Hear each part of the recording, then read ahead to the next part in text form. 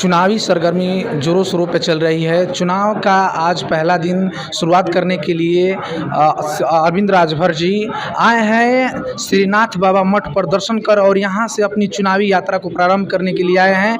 आइए हम डॉक्टर अरविंद राजभर से ही जानेंगे कि श्रीनाथ बाबा का दर्शन करके कैसे लगा। बहुत बहुत धन्यवाद आपका भैया। सर, यहाँ से आप चुनावी यात्रा प्रारंभ करने दर्शन करके श्रीनाथ बाबा का कैसा लगा? ये चुनावी यात्रा नहीं है, ये देव दर्शन यात्रा है। जी जी, ठीक ना जी। और हम सनातनी लोग हैं, हिंदू धर्म को स्वीकारता प्रदान करते हैं और देश सभी लोगों को लेके चलने का प्रयास करता है। जी जी। तो आज मेरे मन में कई दिन से चल रहा था कि सबसे पहले जो नैया पार करेंगे हमारी, पहले उनका दर्शन किया जाए। और हम रसड़ा में हैं, अस्थाई निवास है और यहाँ मान्यता है, इसको छोटी काशी भी कहा जाता है। तो अभी हम लोग कल चर्चा कर रहे थे कि बड़ी काशी से मतलब बड़ी काशी में पैदाइश हुई मेरी जी, छोटी काशी में सेवा करने का अवसर मिलेगा। जी। तो इस काशी के चारों तरफ जो देवी देवता हैं उनका दर्शन ले रहे हैं, दर्शन प्राप्त कर रहे हैं, उनसे आशीर्वाद की कामना कर रहे हैं कि जो संकल्प है 2024 चुनाव को ध्यान में रख करके जो संकल्प लिया गया है जी, उस संकल्प की पूर्ति के लिए जी, जी। हमें ऐसे लोगों का आशीर्वाद नितांत आवश्यक है, क्योंकि इनकी शक्ति से बड़ी कोई शक्ति नहीं होती है। एक स्पिरिचुअल पावर है ये। जी।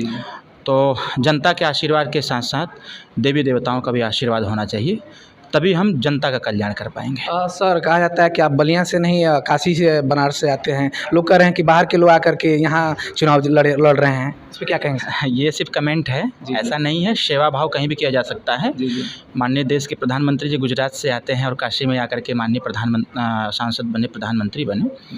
तो और आज माननीय प्रधानमंत्री जी के नेतृत्व में जो देश तरक्की के रास्ते पर है, स्वर्णिम भारत का जो संकल्प है जी।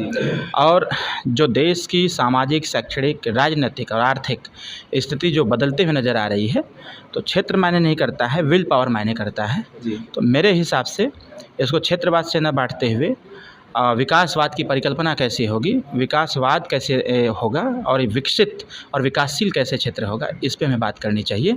लोगों का काम है कहना, लोग कहेंगे तो वो अलग का विषय है, लेकिन उनके भी मन में चीज़ें हैं कि ये क्षेत्र कहीं ना कहीं बहुत लंबे समयों से पिछड़ा और पिछाड़ा गया है। जी जी, एक अच्छे व्यक्ति की तलाश है। माननीय देश के प्रधानमंत्री जी, माननीय गृह मंत्री जी, माननीय मुख्यमंत्री जी योगी आदित्यनाथ जी ने जो विश्वास जताया है कि अरविंद राजभर ही इस क्षेत्र को विकास के रास्ते पर लेके जा सकता है और घोसी लोकसभा को आदर्श लोकसभा का दर्जा दिला सकता है, तो इस विश्वास पर हम खरे उतरेंगे और खरा उतरने के लिए आशीर्वाद की आवश्यकता है। सर, लोकसभा जो उपचुनाव अभी हुआ है घोसी का, उसमें सर अभी कह रहे हैं कि यहाँ पे सफाया कर दिया जाएगा। विपक्ष के लोगों का कहना है कि लोकसभा में भी सफाया कर दिया जाएगा विपक्ष को। देखिए, विपक्ष चिल्लाता रहता है, वो उसका वो नहीं है, लेकिन हाँ, आपने जिक्र किया है घोसी विधानसभा के उपचुनाव का। जी जी, शायद ये कमेंट करने वाले जो लोग साथी हैं, जी उनको ये सोचना चाहिए कि अगर बहुजन समाज पार्टी का प्रत्याशी वहाँ उतर गया होता जी, जी तो सब कुछ स्पष्ट सामने होता। जी,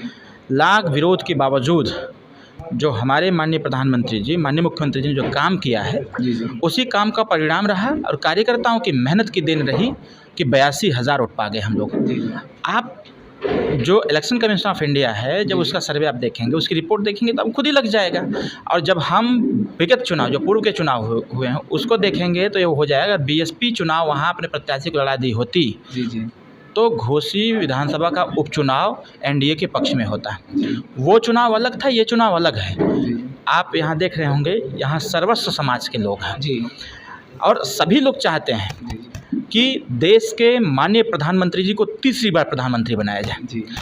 प्रदेश के सभी लोग चाहते हैं, इस लोकसभा के सभी लोग चाहते हैं कि माननीय मुख्यमंत्री योगी आदित्यनाथ जी के नेतृत्व में जो प्रदेश विकास के रास्ते पर है, इसको और गति दिया जाए। कहीं ना कहीं प्रयास बार बार हो रहा है और प्रयास होने के बाद भी असफलता प्राप्त हो जा रही थी, लेकिन इस बार ऐसा नहीं होगा। इस बार क्षेत्र भी वही रहेगा, लोग भी वही रहेंगे, लेकिन ये सीट प्रधानमंत्री के खाते में जाएगी। सर, ये जो पीडीए विपक्ष पीडीए का बात कर रही हैं, आदरणीय अखिलेश जी पीडीए की बात करते हैं, तो कह रहे हैं कि पीडीए इस बार पक्ष में जो सत्ता में सरकार चले उसको सफाया करेगी, इस पर क्या कहेंगे sir? Akhilesh ji total confused व्यक्ति हैं। अखिलेश यादव जी को एक पिक्चर देख लेना चाहिए था, 3 इडियट। उसमें एक गाना है, कन्फ्यूज़न ही कन्फ्यूज़न है, सॉल्यूशन का पता नहीं। तो अखिलेश यादव जी से आप पूछेंगे अगर कि आप पीडीए का फुल फॉर्म दे दीजिए तो टोटल कन्फ्यूज्ड और व्यक्ति पीडीए के तो फुल फॉर्म दे रहे हैं सर, पिछड़ा दलित आदिवासी। कह रहे हैं ना। जी इनका 3 स्टेटमेंट है। जी एक बार जब हम लोगों ने चापा जी तो अखिलेश जी ने अपने प्रदेश कार्यालय से स्टेटमेंट दिया कि पीडीए मतलब पिछड़ा दलित अल्पसंख्यक। जी जी फिर बनारस में जब हमारा एक स्टेटमेंट जारी हुआ तो बनारस जब ये गए तो बनारस के पत्रकारों ने पूछा कि पीडीए का फुल फॉर्म बता दीजिए। जी तो उन्होंने कहा कि पिछड़ा दलित और अगड़ा, जी अल्पसंख्यक छूट गया। जी जी फिर जब तीसरी बार लोगों ने पूछा कि पीडीए का फुल फॉर्म बताया तो कह रहे हैं कि पिछड़ा दलित आदिवासी। जी यही ना हुआ कन्फ्यूज़न। जी अरे असली अल्पसंख्यकों के नेता तो हम लोग। नेताजी को अल्पसंख्यक विभाग मिला है उनके कल्याण के लिए। जी 23% नौकरियों में जो व्यक्ति था, जी इन सपा बसपा कांग्रेस के रिजिंग में ऐसा सरकार लोगों ने चलाया कि 1% भी अल्पसंख्यक समुदाय नौकरियों में नहीं रह गया। जी शायद माननीय मुख्यमंत्री जी ने यही विश्वास जताया हम लोगों के ऊपर कि राजभर जी इनका कल्याण कर सकते हैं, इनको इनकी यात्रा तक पहुंचा सकते हैं। तो जी। इसलिए पंचायती राज विभाग, अल्पसंख्यक विभाग, हज विभाग, जी। ये सारा चीज़ हमको सुपुर्द किए। तो हम तो कहेंगे कि इन सारे जो अखिलेश जी कह रहे हैं तो पहले तो कन्फ्यूज हैं, जी और हम कह रहे हैं आप महाराज जी पर विश्वास रखिए। प्रदेश में समता, स्वतंत्रता, बंधुत्व, न्याय स्थापित हो रहा है, उसमें सहयोग करने की आवश्यकता है। हाँ सर, मेरा ये लास्ट सवाल रहेगा आपसे कि अब ये विधानसभा जो घोषी है, यहाँ पे पूर्वांचल में लोगों का शिकायत रहता है कि जो भी सांसद जीत के यहाँ से आते हैं, यहाँ पूर्वांचल वाले क्षेत्र पे जो घोषी का पूर्वी छोर है उस पर ध्यान नहीं देते हैं। इस बार आप इन लोगों के लिए क्या कहेंगे सर? देखिए क्या है कि 4 विधानसभा मऊ का, 1 विधानसभा रसड़ा का। जी जी यहाँ के लोग, ये बहुत अच्छा प्रश्न आपका है। जी यहाँ की जो लोगों की मंशा है जी उस पर हम खरे उतरेंगे। सूर्य का उदय पूरब से ही होता है, जी पश्चिम से नहीं होता है। जी जी सूर्य का उदय जो है पूरब से होता है। जब सूर्य उदय होता है तो पूरा एकदम जगमग जगमग हो जाता है। उसी प्रकार से इस बार विकास का उदय पूरब से होगा, और जब पूरब से होगा तो पूरा घोषी लोकसभा में जगमगाएगा और आपको आने समयों में दिखेगा भी। बस लोग विश्वास करें डॉक्टर अरविंद राजभर पर और सारी विसंगतियों को दूर करते हुए एक बार विश्वास दें। अगर सूरज चमक सकता है और सूरज की लालिमा अगर जन जन तक पहुंच सकती हैं, हर जगह जा सकती हैं, तो आने वाले 4 जून को जी जी फिर सूर्य उदय होगा और घोषी का विकास होगा। सर, ये मेरा लास्ट क्वेश्चन युवाओं पे रहेगा कि अपने क्षेत्र में युवाओं को रोजगार के सृजन के लिए क्या करेंगे सर?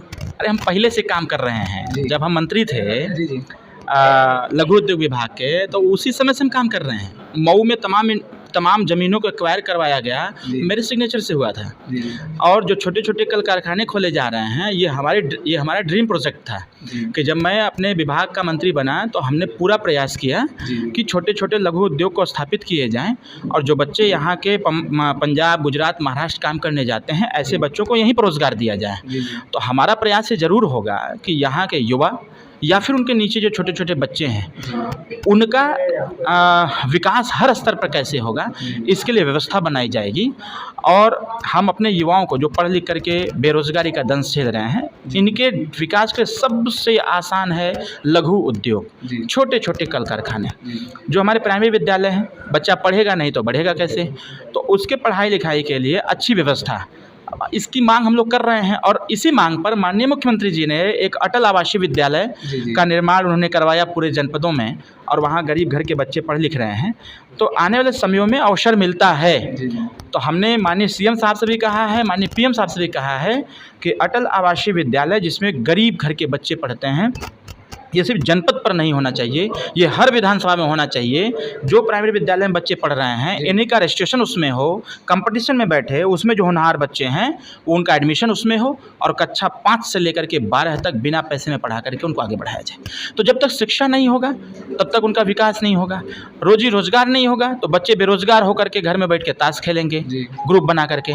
तो इन छोटी छोटी समस्याओं का समाधान नितांत आवश्यक है। ये चीज़ें तभी हो पाएंगी जब एक सही निर्णय लिया जाएगा, और सही निर्णय न लेने से न तो पूरब से सूर्य उदय हुआ और न ही पश्चिम में जाके अस्त हुआ।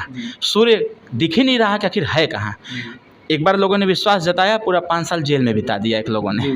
फिर उसके पहले लोगों ने विश्वास जताया, सबको पता है क्या कुछ हुआ। लेकिन मेरा बस ये है कि जो भी निर्वाचित होता है ज़रूर कुछ न कुछ काम करता है।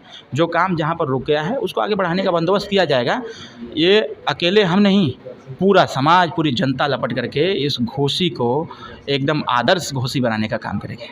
एकलव्य सन से बात करने के लिए बहुत बहुत धन्यवाद सर। ठीक, थैंक यू।